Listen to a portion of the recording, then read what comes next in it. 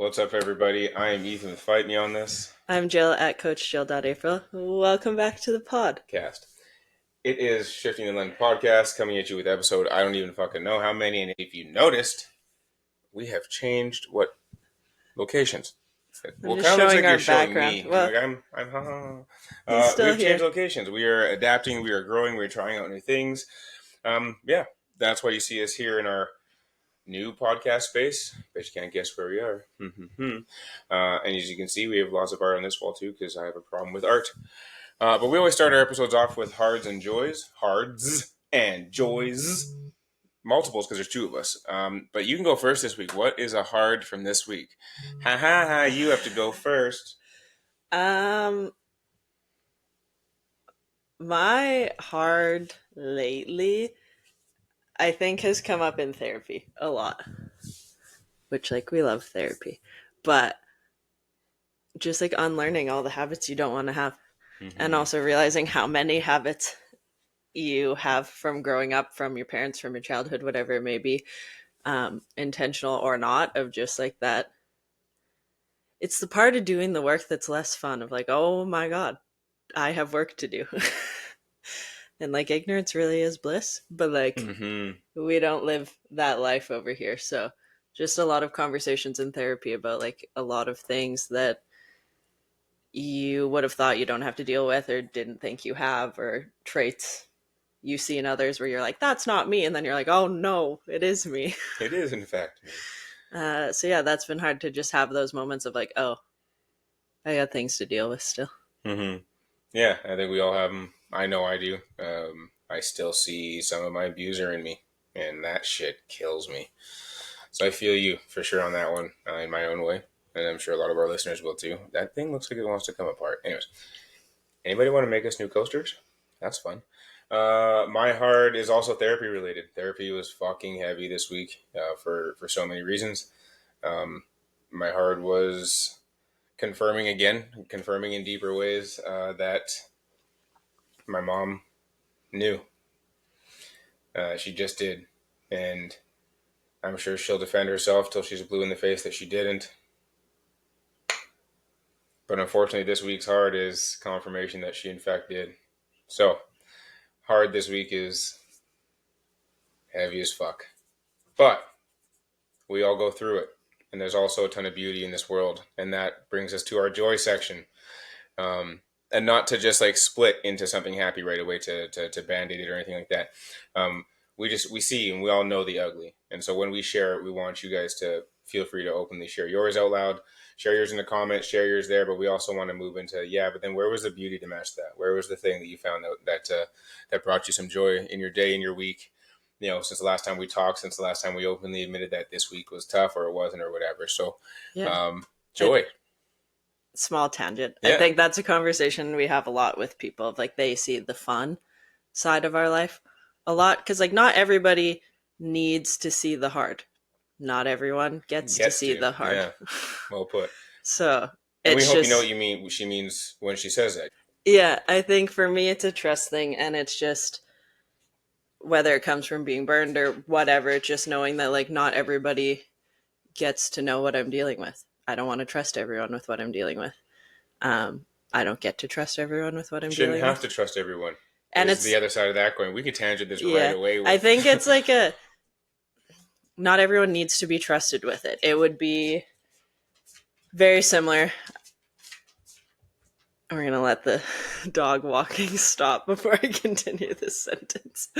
Um, it would be like if I told my clients every hard thing of my week, they'd be like, "Excuse me, ma'am, Are you okay? not what I like, not what I'm paying you for," and also, whoa. So I think there's a time and a place for it, and there's people in our lives that are there to hear the hard and support us through it, and there's people that are here maybe just for the joys, and that's fine. There's nothing wrong with that, Let but this podcast, let Jill and I be your space to have hard. yeah, Not not in a weird way, but in a genuinely we see you way in a space to email us and say, hey, this was hard and I don't have anybody to share it with. Fuck, share it with us. yeah, I see you every time I see you, and Jill always understands in some way, and so we genuinely mean that. Like there is a time and a place, and the place is always going to be our inbox. It's always going to be our email. Yeah, I had a conversation with a friend a long time ago, and she said something around like, I don't want to like dump my heart on you or my things on you. And like with love, you're not going to scare me. I help Ethan navigate his I do all the my time. best to scare the shit out of her, not intentionally. This is how trauma and triggers can Yeah. work. And like with love, I responded with like, I have an Ethan in my life. Your traumas, not that they're on a scale, but like you're not going to scare either of us with whatever you're dealing with. Mm-hmm. Yeah, we we hold space for people to be seen. So come on in. Um, yeah, joy on the tail end of that explanation. I went on, well, does it count as I went on one date last week and also had a human in our house for the first time last week. I Um, can't help it. You're gonna see joy on my face if you watch this because this is Not happening. like I've had humans in this house, but not connections. So it was neat to be on the other side of like hosting somebody. It was And cool to be on the other side of being in the space to host and support. Very fucking cool. But you keep going. I'm tickled by it. yeah, it was just like a neat day to like go for coffee with someone new, come home to you, have someone over that evening. Like we have many moments of this is a weird life we live, but Mm-hmm. it was just a neat day. Yeah, yeah, it was very cool. It was very cool. I get to share in that joy, obviously, like I said, as a supporting role. Um, it was cool to get to step into a supporting role.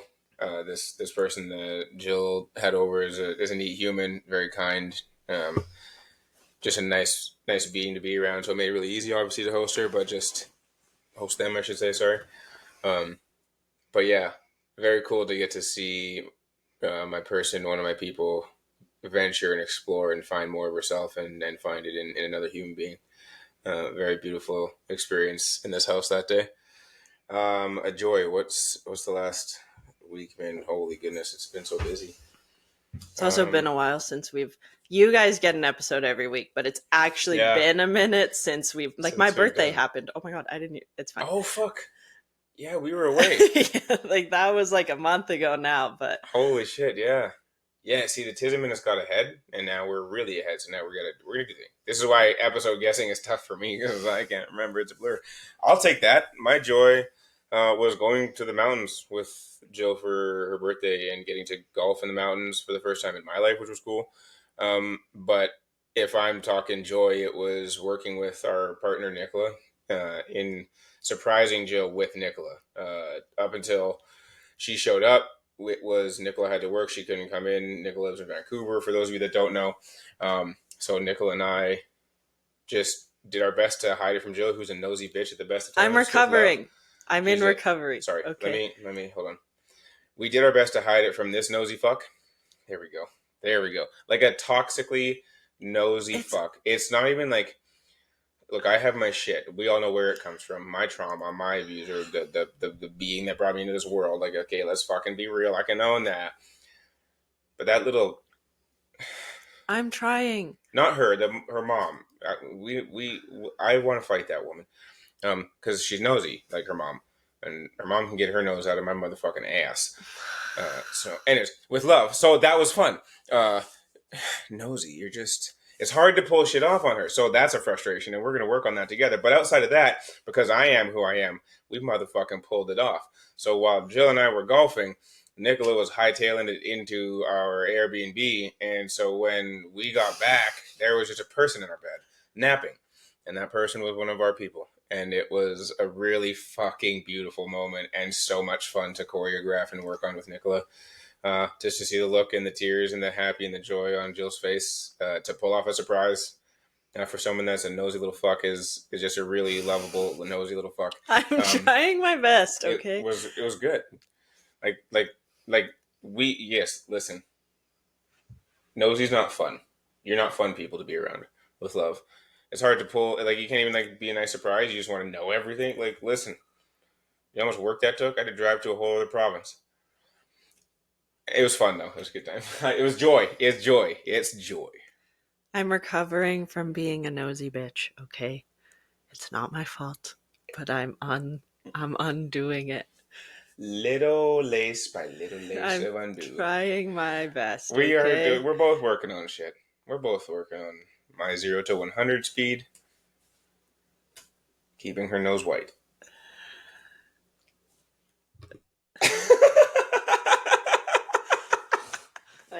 What are we talking about this week? This week we are going to give you, with love, our first spicy episode. Our first episode is a look of how Jill and I navigate kink and BDSM and DS relationships and the lifestyle itself. And if you didn't know that we had that side of our life, You do now. Hi, my name is Ethan, and I'm a professional dominant. And you are a pain in the ass. almost professionally. Almost professionally. It's fascinating. I'm really until she good goes at flying it. through the air, and then it's more It's fascinating for still the people fun. that are in our house. This week we are going to talk safe kink, BDSM 101. Oh no, how many people tuned out? How many people saved this for later? Wait, How many stick people are around. at work right now going, at my place of business? You're welcome. It's going to be at least, hey, you got us for at least the next 25 minutes. It could be 45. We like talking about this stuff. So, our first opportunity to talk about it, and we might as well just fucking dive into it. Thank you for joining us. We look forward to this discussion. Please ask your questions. If you have them, save them till the end. Type them in the comments. Send them in our email. Here we go. Question number 1. How did you both know and practice your kink desires and continue that growth? Oh, how did... I think you have to answer that one first because my How answer did is you know? different. Oh, I didn't know. Oh, yeah. My bad. It's not my bad. It's my good. It is your good. How did you know? Okay, part one. How did you know? I didn't. Um, little old me. I was like 20, probably. That feels about right. Like Mm-mm. 4 years ago? 19? 20. Oh, I'm You're 27. 27, you old I bitch. Are you forgot. fucking kidding me right now? I I'm forgot. doing math in my head. Like, what fucking decade do you think this is right now? Are you kidding? I forgot. I was 20. I'm like, so I was in my 20s? I forgot that I'm You're old. 27. Yes, you are. Oh no. Okay, I was like 23 then. I forgot how old I am. All right. Anywho, I was 23, living life, ignorance is bliss, didn't know anything. And then in walks this. But like always knew something was missing because like men just weren't doing it in the bedroom. I was like, this is boring. Not that be vanilla, it's fine. I personally was a little bored. And then We're going to interject and caveat this with when you hear us talk, we're not judging. This is our experience in our lived life. Like we're allowed to think shit's boring. You're allowed to think shit's boring. You're allowed to think we're fucked. That's cool. Everybody has an opinion, has the things that get them off. Back to you, love. yeah, I was a titch bored, but I like didn't see that word turning out that way. but like didn't know what to do about it. And then I was gonna say insert, which no pun Naughty. intended. Ethan. Uh he introduced me to kink and BDSM and that side the first time we dated. I wouldn't say we did anything like too crazy the first time, No, but just impact play, like an introduction to impact play. The responsibilities of dominance and submissives, the agreement, the safe spaces, the ins and outs of kink, really, like the 101, the real quick, at first glance after our conversation, what curiosities do you have? Do you have any? Have you Googled anything? Because I know you're a nosy fuck and you're gonna Google everything. see, it comes in handy sometimes. And yeah, the first time it was just more that, like more restraint, more learning the power exchange, the power dynamic, what it meant to be submissive, what it meant to be a dominant, in that relationship, which Yeah. we'll talk about more later with another great question. Yeah, It's just really, really basic. Not to say that there wasn't like holy shit moments, but just like it was an intro to kink. Like I have far more experience than most of the people that I get to come across as of yet. Like there's other people with more rope experience, there's other people with more and more and more. But I was at a time in our life when I had already been in this realm, in this world since for over 10 years. So yeah. And I think, correct me if I'm wrong, you were coming out of a place where like you didn't get to practice it Hmm. a lot at Yeah. the time. So it was kind of like a re-intro. Hmm. An Yeah. intro for me, a re-intro for you, and I came into it with some pretty like hard no's just because I had learned the unsafe way before. Hard no's, real quick for everybody. A hard no is a 100% unequivocal full stop no. There is no chance in coercing this person into doing it. There is no chance. There's no reason to open your fucking mouth in rebuttal towards someone's hard no. A hard no is non negotiable. A hard no is a line in the sand. The other side of a hard no is assault.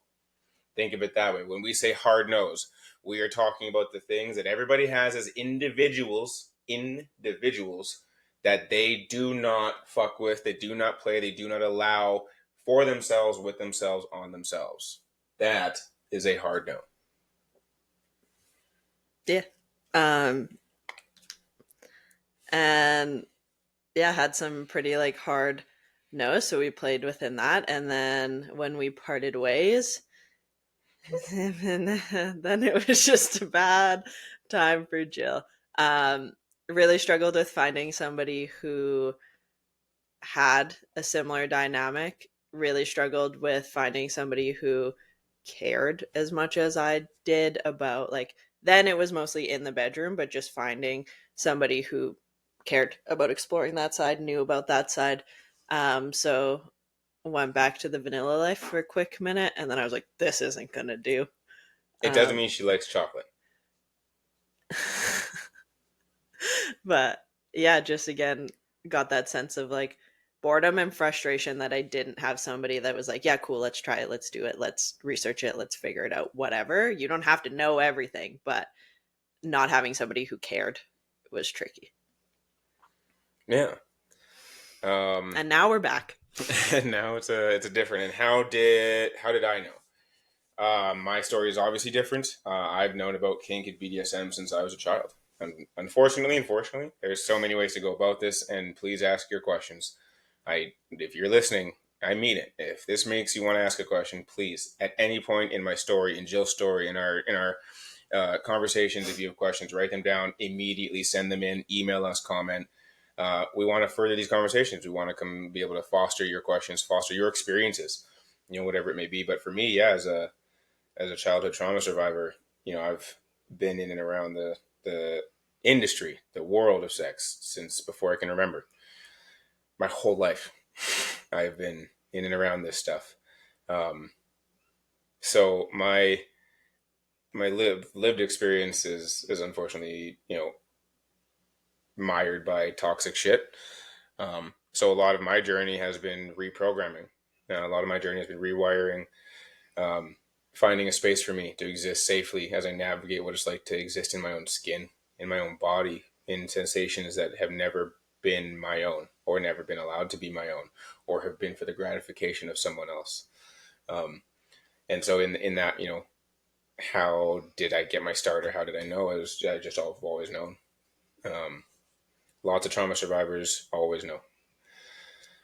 Uh, in some way, shape, or form, and we can go into that in another episode. Again, please ask your questions. Let me know. But it's just something I know, something I've researched, something I've done lots of work on is really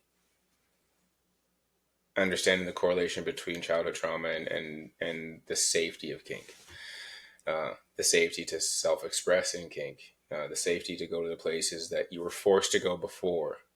Now I get to willingly go to heal. Um, so yeah, for me it was that, and safely navigating my kink desires came at a much later time, long after the abuse had stopped, and I had stopped it, whatever you want to say. At 19 years old, I walked into the kink community in Edmonton and was like, "Holy shit! There's a whole world of people out here like me. That's fucked. Didn't know that." And was very, very fortunate to find a mentor. I walked in a professional dom, female version, was at the same events that I was for the first couple of months, and we wound up going for coffee. And they asked what I was trying to do, and I wanted to learn and just be a sponge. And I got to have a mentor for 2 years and got to learn the ins and outs of being a quote unquote good dom. And we say that with a label because being a good dom is tough. It's I being a good one and also being an actual dom. Yeah, and that's why I say good is because like the label of like everybody can be dominant, but to be a good dom requires a ton of responsibility, humility, honor, self awareness, respect, safety, inner work. Holy fucking like it requires a lot. And as we venture into these conversations, you'll hear why. You'll some of you know exactly why. Um, so it's a very interesting a space to be in, learning from somebody like that. Like I've experienced everything that I've done in the kink world, from restraints to impact to knives to needles, wax and fire and electricity has all been experienced. I've experienced it all, been done to me by my mentor. I can't really say anything other than how the fuck am I supposed to take people to these places if I don't know what it does to the body. I've been like that as a trainer. I will I was gonna continue to be say, like that through everything I do. I am just that person. It's made me great at a lot of things I do. Is I need to know before I tell. yeah, I was gonna say, even as coaches, we follow that mindset of like, I don't have to run the marathon with you, but like if I'm gonna coach you on running, I should probably run. A little bit And at I least. don't, so I won't coach you on running. Yeah. So fostering my desires and these things were really beautifully done there, and where I started my great understanding of kink and safe kink, BDSM, and being a good dominant. Um, and yeah, now fostered into getting to make money in education, workshops, hands-on experiences.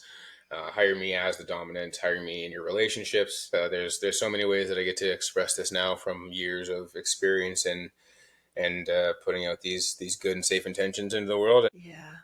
And also, I think like we all have a moment, like even if I didn't get to explore kink a lot, like I have some unfortunate or not unfortunate news for you. If you're like really have a thing for vampires, I have some news for you. Because I think that was one of my first like, hold on, there's something here. Is that like I used to watch the Vampire Diaries, still do all the time, and there was never a piece of me when like any of the biting would happen where I'm like, wow, that probably hurts. I was like, I wonder what that feels like. So there's probably signs in your life if you've ever been like, is it for me? There's probably things where your friends are like, what do you mean? Like, that would hurt to get bit by a vampire. And you're like, nah, I think it'd be fun. There's probably something. Yeah, you're right. You're right. Yeah, you're not wrong. I'll tell you that much. You're absolutely right. And how about for you, love? How do you continue to grow? Obviously, outside of playing with me is a big one, but yeah, how do you practice your kink? How do you? Yeah, I think we have a fairly like open communication with wants, desires, interests, whatever. Like we're part of a couple groups, things like that. There's just always ways to have new ideas coming in. Like I think whether I think of something, see it somewhere, have a dream about it, whatever, it might not be exactly the same, but it's figuring out like what piece of that actually interests me. Because sometimes it's not all of it. Mm-hmm. Or if I hear something and I'm like, hold on, there's something there. I think a lot of it is just having the conversations. Like, I'm not going to be into everything. I don't want to be into everything. Um, Me neither. As much as I'm into lots, I'm not actually like into everything because how could I be? How could yeah. anybody? And that was a piece of like living this life being poly, having other people to play with that creates a lot of ease of like, I don't have to like everything all the time. Um, so yeah, I don't know, like most of it's with you, but it's just having the conversation of like, hey, I saw this thing. Mm-hmm. Thoughts, feelings. You have more experience with things, so you can usually walk me through it. But like I can do the same with other people of like whether I've tried it or not, of just giving personal experience, and then usually that triggers like a actually I don't want to do that Mm-hmm. or whatever it may be. Yeah, I think that that's been one of the cool and more invaluable things about doing this life and sharing it with you as we navigate poly and kink and safe BDSM is how much of a chance and opportunity you have to educate from your position rather than people thinking that it's just me because I know everything and I'm in control and I'm this, that. I was like, yeah, but there's a piece of this life that's a lot of holy shit. There's a piece of this life that's a lot of like, you got to know where you're going and what you may encounter. And though I'm a dominant and I have been through hell and know every piece of it, there's a piece of submission that I don't have. And in this brain, a bone in my body that is not submissive. I come from trauma, a different type of submission. I come from Stockholm syndrome, a different place where I wasn't afforded the choice. Now I choose, and it's choosing this side. So to have Jill, who can, as we navigate a new connection for me with a new brat, someone that wants to explore her bratty side, someone that has been submissive through and through her current experiences in life, but wants to be able to butt heads with her dominant safe, that wants to be able to experience life kind of the way that Jill and I get to live it 24/7. And so Jill has an opportunity to walk someone through like what it means to be a brat, what it means to be submissive and to be a brat. Like those are two similar things, but they're also very different outcomes in the same being. So it's really neat to something I hadn't considered going into this, I think, was that you would have the opportunity to educate people from your perspective that are going into this, not just like this is for the world who doesn't know. This is for someone who could be living it, like being like, there's pieces of this I understand, but I don't, what's the actual payout, or why do you always, or like, what's that look mean, or like, what, how is this 24/7? Because it's kind of confusing for people sometimes when we're like, we live this 24/7 until you spend time around us. And then you're like, Jesus Christ, are you guys okay? Like, not that we're fucking down our house every single day, but like, we're at each other all day, and it's always in fun. It's always in play. Like, we don't, when we misunderstand or miscommunicate, that's different. We don't really argue. We don't really fight. We just have misunderstandings. But we're not miscommunicating in those moments. No. We are talking full old English. Yeah. Yeah, and I think it's been cool even to just have the conversations, especially with other females, because we get this fun, don't talk about it, don't think about it, don't act on it.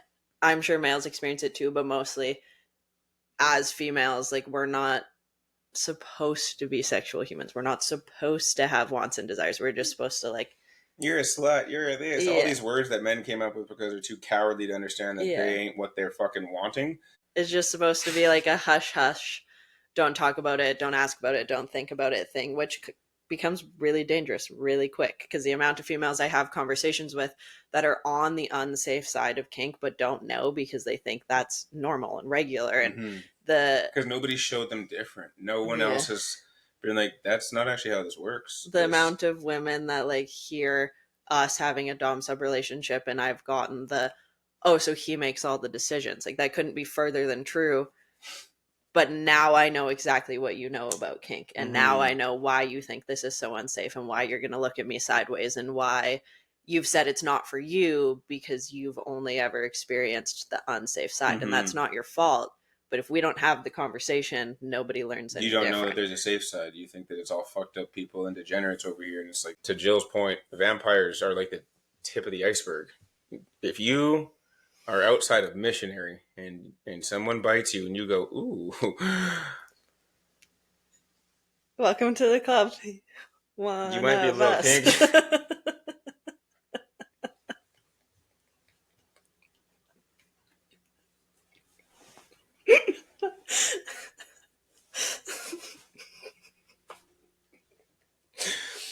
Oh shit, that was good. That was inflection on point.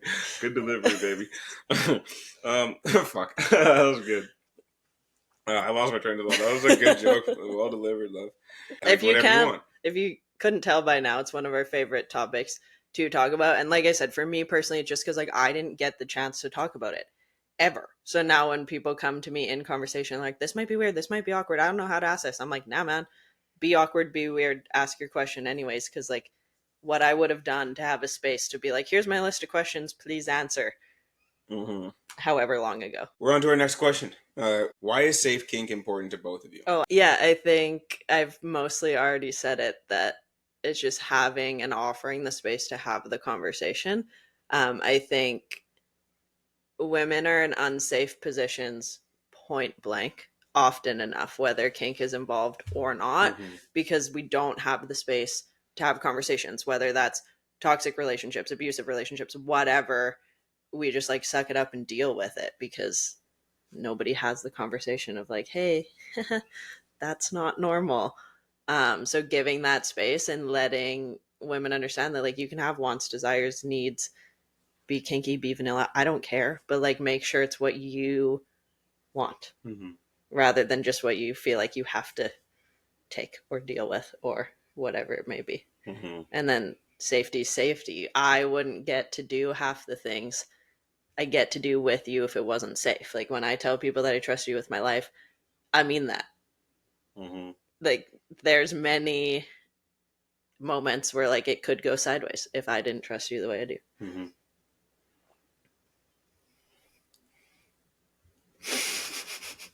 Yeah.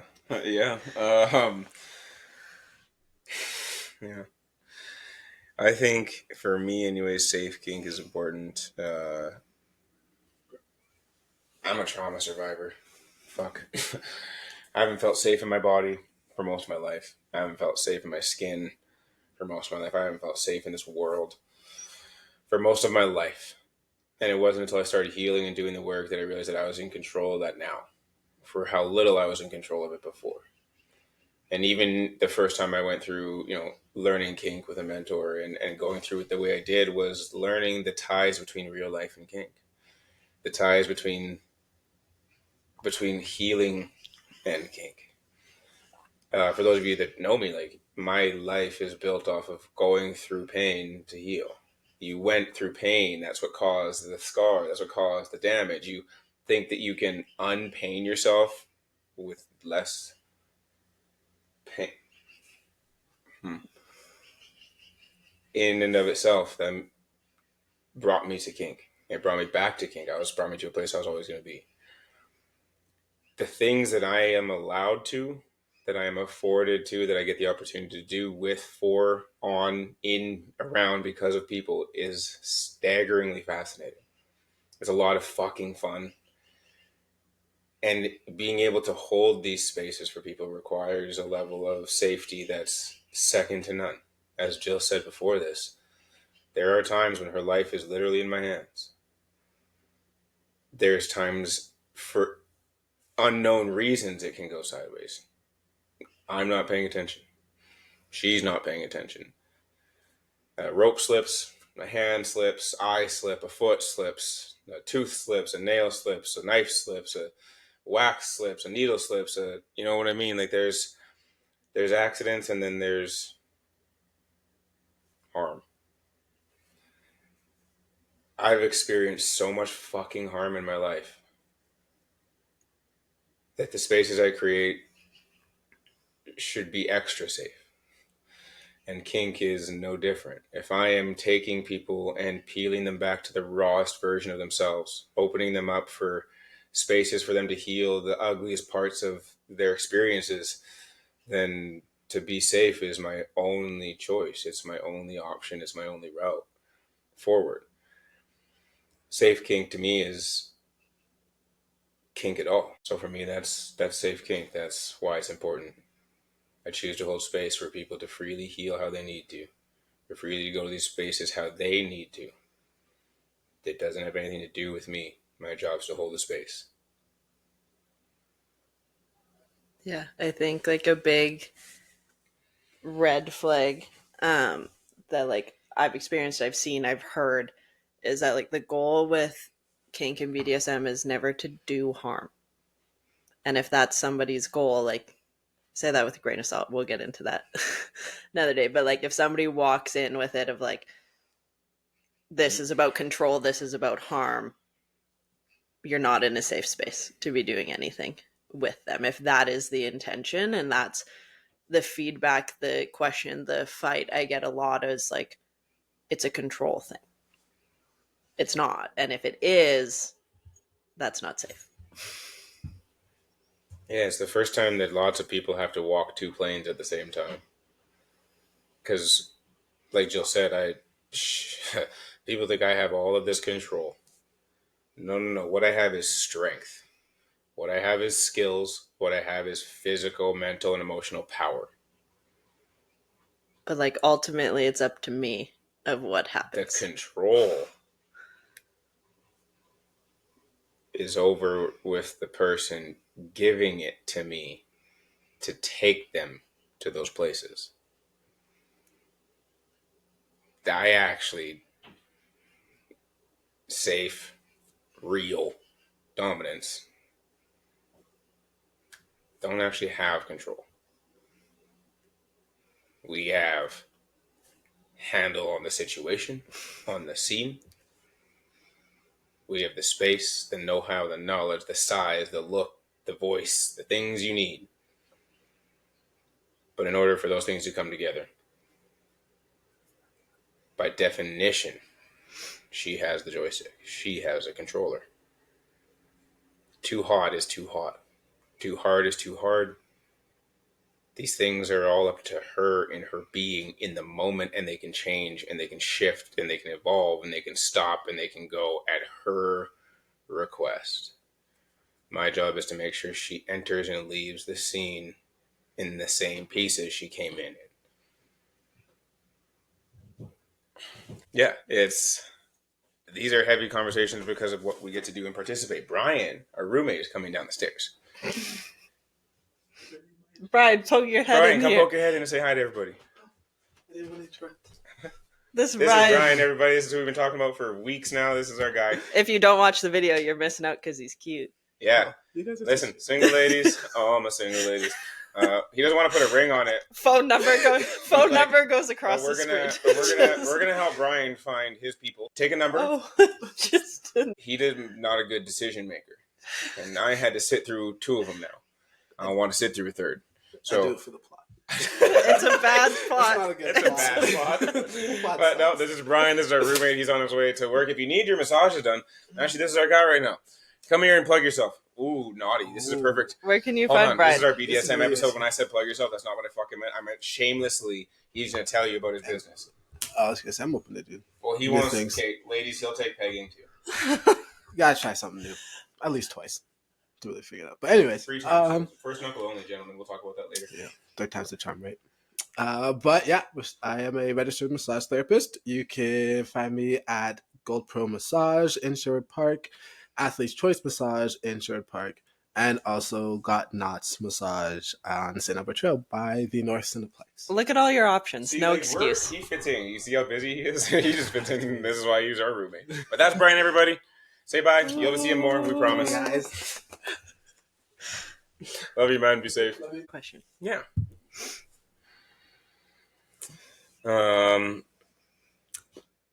Are there different kinds of dom/sub dynamics? Yeah, not everybody's a pain in the ass like me. And are you willing to share what yours look like in comparison to other people's, or what may suit different types of people? These are kind of, they'll get answered at the same time no matter what we do. So we'll kind of tackle them both. Do you want to elaborate or expand on what you just said? Hi, my name is Jill, and I'm a brat. Not a recovering. No. A determined Improving? and fucking annoying. Improving. We're going one way with the nosy and the other way with the brat. Bratty's a bad term because like bratty is not it. Like she's a fucking brat, capital T. Like it's Bratty's like a, and it's not what she is. She's a well, yeah. Yeah, there's many types. This is a conversation I have with honestly my friends the most because people think dom sub there's only one option. There's so many options, more than we'll be able to list here, more than I even would know of. Yeah, you don't have to be a brat. Like it's in my bones. I say it all the time. Like there's so many. She can't shut up. No, it's not even like a running joke. Brian will tell you. She gets herself fucked up all the time. Yeah, Nicola sent me something this morning that it was like I like the idea of shutting up, but it's just not for me. Like that. Like I'll have her pinned, and we're both like kind of giggling, but she's still trying to shrug. I'm like, what? Like you wouldn't wind up in these positions if you didn't talk. Like it's not even that. Like I love her voice. Shut up. That's not what I mean. I mean the the fucking. This is look at the face. Look at her face. Look at her. This is what I mean. She knows like it's just a ram. And then she's on the floor being like, "What happened?" Like you. Yeah. What do you mean you can't shut up and I can't not respond? So you lead, and I'm going to lead you to the ground. Yeah, I think a big part of the play is the struggle, the game, the attitude, the knowing I'm gonna lose, but I'm gonna try anyways. Which is confusing for a lot of people. Like I had someone the other day be like, I don't understand brats. Like, why don't you just ask for what you want? And I'm like, oh, I do. I just don't use my words. I just use other words that eventually get me to where I want to be. But like, that was part of my struggle in past relationships, was I had the attitude, I had the banter, the back and forth, but there was never a consequence. So it wasn't that fun because I was like, well, I can talk shit all day and nothing's ever going to happen. Mm-hmm. So then it gets boring to talk shit because nothing's ever going to happen. And in the same breath as the dominant, there's a point where like my patience for it runs out. Like where it's not fun, there's not a game. There is a balance and a dance to this brat and brat taming. There's a point where it's like there's not just a time and a place. It's not really what we mean like hide your brat. It just means like there's a point where like there's things that aren't funny. There's things that are actually annoying. There's things that are off limits in ways. And like you never know till you get there, and you're like, oh, that wasn't actually funny. Like that didn't bring the brat tamer out of me. It made the tie you up with duct tape till you shut up and leave me alone for an hour away. Like I want to speak to you for the rest of the day way. So it's like there's a dance in this from the other side exactly where it's like, well, what am I pushing your buttons for if you're going to do that? And it's like, well, why am I letting you push my buttons if you're just going to do that? Yeah. And it's like, I think people get the wrong idea of it that like I'm just annoying 24/7. Like I'm really good at being annoying, but I can also read a room. So I've noticed lately like a weird expectation sometimes with us, and like people are just like sitting here being like, are they going to do it? Okay, go. Like waiting for us to like, for lack of a better term, perform. Put on a show. Yeah. Like people walk into this house being like, do the thing. I don't always want to do the thing. I want to do it less when I'm expected to do it. Yeah, and that was something. An ADHD thing. And that's like a new thing for me of like, yeah, I'm not here to perform for you. Mm-hmm. Like this is part of my being, this is part of my life, this is part of how I am, and I love to be like that, but it's not for you. If I want to be annoying and a brat, I will, but I'm not going to do it just because somebody's expecting it of me. And it's also like, yeah, we have this dynamic. We're also two people with mental health things and bad days and whatever it may be. So knowing you're having a tough day also means like, yeah, maybe that's the day I shut up a little bit more. But like it won't be an all day thing though. Like that's the thing. There's always, even when I'm in those moods, like there's always like a little bit of room for it. And it's almost like it's as much love as it is every time when we're fighting about it. Like actually throw you across the room. It's a little fucking poke to be like, I still love you very much. Even though I know you like mentally don't have it. Like I know you're still him. Mm-hmm. Even on sad days, like I'm like, oh, you're still her. There she is. Like it's just a little check in from that side that's equally as important as full blown play. Yeah, but there's many types. Like you don't have to have attitude and be annoying. There's actual submissives. Yeah, actual submissives that are there for. Nicola, our partner is naturally submissive, and that's like not just a thing about her. There's a difference in the outcome in play. So like Jill's always looking for another brat to be on her fucking team for once, because although everybody is like on her team because they're both submissive and I'm the dominant in the picture, it's different because Jill wants to fight. Jill wants to she wants the back and forth as long as she can handle it, as long as I can put it on for her. Nicola wants to see daddy flex. Wants to see me be strong, wants to see and feel the power that I have in my being, mentally, physically, emotionally, whatever it is. So when Jill starts shit and she's like, come on, Nicola, we could do this. And Nicola's like, yeah, the fuck we can, because Nicola is absolutely fucking strong. The moment that I get like two wrists in one hand and it's one each of theirs, Nicola's over. It's over for her. She's like, how does he do the thing? I love when he does the thing. It's just, he's so strong. He's just like, oh, he's so strong. Like that's her thing. And then there's Jill who's like suffocating, but still like, I'm gonna fuck you up. Fuck. Like it's then she's like, and fuck you, Nicola. Like, why do you drive? Because it always winds up here. Yeah. And Jill's like, oh fuck it now. And it's just such a different outcome. There's so many different. There's master slaves. There's big littles, daddy, whatever the fucks. Yeah, there's a lot. Sorry, that one was personal. No, I still think like there's like the soft side of doms, and you have a soft side to you. Oh yeah, like don't get it twisted. If people want to know what I am, I'm a chameleon dom, and people don't know what that is. I had to be a chameleon growing up. I had to be able to shift and navigate every fucking setting that I was in. As a being that was trying to connect with everybody, that meant learning the best ways to connect with people. If you told me what ways to connect with you, I would be able to do it no matter what. I'm the same way as a dominant. Not everybody wants to fight me all the time. Some people want to be nurtured and cared for and bring out the sensual side of me, the sensual dom in me, the soft dom, whatever the fuck, the dom that does, far more aftercare or is intentional with the cuddling or the soft play, the less impacty, more thuddy, whatever the fuck it is. Outside of even restraint, it's sensation play. It's, a completely different, turn. It all lives in the same body. So for me, like, I don't have a preferred style. I love that I can flip and pivot and grow and evolve with a scene, with a situation, with how to navigate it, and still bring people to outcomes into spaces that they were hoping to get to. Yeah, I would say like most people we've come across are not me. Mm-hmm. They want to be, because everybody see, like, I like wrestling. So yeah, but you're wrestling to physically see if you can do the thing. It's not about the wrestling for Jill. Yeah, and had the conversation the other day of like, so do you think you're gonna win? I'm like, no, I know I'm gonna lose, but maybe I lose a little bit less every time. So yeah, there's many different types. It doesn't have to be the attitude and the pain and that side of it. So if that's why you're scared of kink, like that doesn't have to be your vibe. It can literally be There's whatever you switches. want. There's people that play on both sides Yeah. of the line. They both like to top and bottom. They like to dom. They like to sub. They like to float freely in this world and experience as many things. Some people are straight up exhibitionists.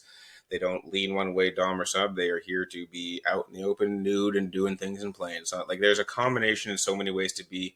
Some people don't want to be owned or in a DS relationship that way at all. They just want to be in the lifestyle. They are themselves kinky. They identify as, like I said, for example, exhibitionists, voyeurs. There's so many labels and tags to exist in this world, in this life, that it's user dependent, really. Jill loves identifying as a brat. She's the brattiest of brats. If you ask me, I'm a chameleon dom, but I'm just a dominant. I'm a great one. Able to hold, a sadist in the same being as a sensual dominant. It's both sides of the same coin. Yeah, I think that's that's been one of the coolest things is have, oh my god, from See, the this is top. what happened when we talk too much kink, is her brain's like, I'm already checked Like out. I'm actually somewhere else. No, one of the coolest things is having people walk into our space and express their wants and desires, and like both of us being able to be like, cool, let's do it. Mm-hmm. And not that I can be any other way than how I am, but I can tone it down. I can make it different, whatever, so that people feel safe existing in this space too.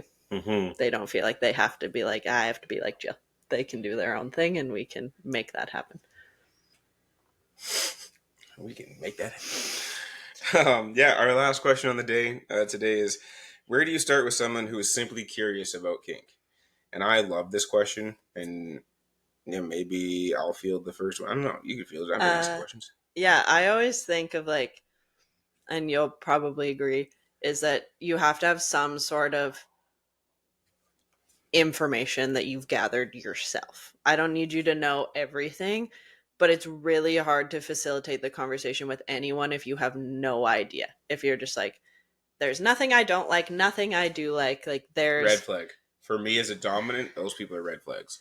and it's hard on my end of like, okay, well, I don't know where to start this conversation with you then, because I could say something to you and you'd be like, whoa, that's fucked. And I'd be like, well, you should have said something 10 minutes ago when I asked if there was things you're not interested in. I think if it is a space you want to be in, you got to do some self exploration, figure out at least a couple of things where you're like, I know it's not that. And that can change, because like I had hard limits round one that are definitely not hard limits anymore. But like I came to that conclusion myself. It wasn't you being like, let's try it again. It was me being like, hey, this is a thing I want to re-explore. Like, even I had to adjust some of my, not that they were hard limits, but just limits in general, because like I said, I'm a chameleon dom. I will go where you want to go as long as it's within my cusp of safety. And so to hear the couple of the things that had changed for her, I was like, oh, that's really. I have so many questions. Oh, that opens up so many. Oh, so then it's an opportunity for me as a dominant to also then grow and evolve into a space where now there's more readily available corrections, disciplines, rewards, whatever the fuck you want to call them, actions to imply in our relationship and in our scenes that normally wouldn't have been there. So what also a cool opportunity in the moment to do that. Yeah. And as I grow, she grows, I grow, people around us grow. It's a very cyclical and beautiful thing that way. Yeah, but you got to start somewhere. You got to have some sort of like yes, no, maybe, not just like I don't know, let's try something, because that gets dangerous for everyone real quick if you're just like let's try it and see what happens. Like to an extent you won't know till you try, but yeah, finger in the ass is weird if you really aren't ready for it. but like it's got to at least be your idea to try it. Yeah, and again, this is back to kind of earlier with communication. This life is all communication. This life in scene is communication. Learning how to communicate with your people requires having conversations like this. You know, when stuff is uneasy or new or uncomfortable or possibilities, I'm watching the people that I'm talking with. We'll go with Jill. If I'm saying like, hey, we kind of tried this thing, how was that? I'm watching her face as she tells the story. Is she actually telling me the truth in ways she liked it or not? Is this something I'm going to look for when it happens next time? What things in her body trigger me to her being okay? What things trigger me not to know that she's not okay? You know, learning to communicate without having to use words. Because a lot of the times in this life, there's a gagging, ball gags. Shut up, woman. Really? So that she has to I be able to didn't communicate. speak for so long last time. It was a good time. You're like silence. It was nice. Well, it wasn't silent.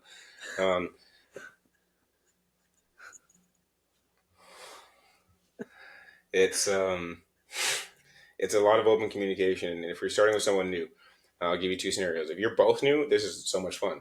If you keep having the conversations, it should always be safe. So you guys can one-off. You can make a list. You can make a list together as individuals, both, and just start trying things safely. Ask your questions. Ask us. Ask your local dominant if you know where to look. If not, if That was not, such a funny sentence. Ask your local dominant. you know, it's a lot of self-research, but it's also a lot of trusting your sources. We want to be a trusted source, but we also know many. There's good literature out there right now. There's a couple of good books and understanding, you know, where you may lie. But it's also if you are working as somebody who's going into this as if, you know, like my newest connection who's coming into this who has some experience with BDSM, but none as a brat. There's a different line to toe. There's a different, you know, agreement of rules and of responsibilities. And so even as her curiosity is like, it's knowing that what are your boundaries with being slapped? What are your boundaries with being corrected real time, with being grabbed forcibly, with, you know, whatever these things may be, whatever you guys agree on, what are punishment, what are rules, what are these things? How do we start with where you're at now? How can I foster safety for you in this space? It's just conversation. Yeah, and I would say like Start slow. And start with the things you're both excited about. Yeah, commonality makes the moments that become uncomfortable way less uncomfortable. Yeah, and like same way I would tell a client to start with the habits that feel the easiest. Like start with the things that you're both excited about and build like a positive like, "Oh my god, that was fun," rather than like let's try this thing that both of us might not be sure about. Start with the easiest things that you're both interested in, both excited about. Yeah, and if you're not sure, ask. Yeah, genuinely just ask. Like Jill said earlier, everybody should feel safe to ask a question about anything in this life, including sex, relationships, BDSM, kink, without feeling judged or whatever the fuck. Yeah, if you're local, we'll go for coffee with you. Yeah. If you're not local, we'll have coffee with you through a screen. And just like offer that space to ask questions, have the conversation, be curious. Yeah, you want to hire me to talk this out with you, to sit through you, to create a plan with you, to navigate some work with you, fucking please reach out. We want to talk. Our shared experience, you know, can go deeper than a conversation. Mm-hmm. It is what it is. This is learning. This can be close on learning about, I can tie your legs together sitting on my couch while we have coffee. Like, done it many times. That's usually the intro to restraint. Something safe, simple, quiet, calm, in the safety of a home. But that's for another topic. We are not done talking spicy, but for today, we're going to have to put a pin in it, and because editing this is going to take forever. But I have had a fucking riot talking to you guys and sharing some of our spice. I've had an absolute blast being Ethan from Fight Me on this. I'm Jill at CoachJill.April. This Are was you? fun. Yeah. Why? That sounded like a question. Depends on the day. Thank you for joining us for our first spicy episode. I loved it. I look forward to every episode that we get to do with you guys. As always, send your questions in.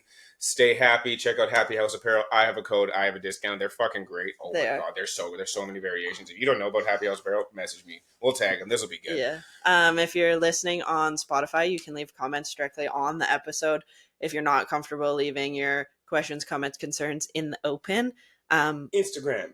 Find our DMs at Shifting the Lens Podcast, and we will be happy to either talk to you one-on-one or have the conversation on another episode. Look at my pants. Catch you guys next time. Peace.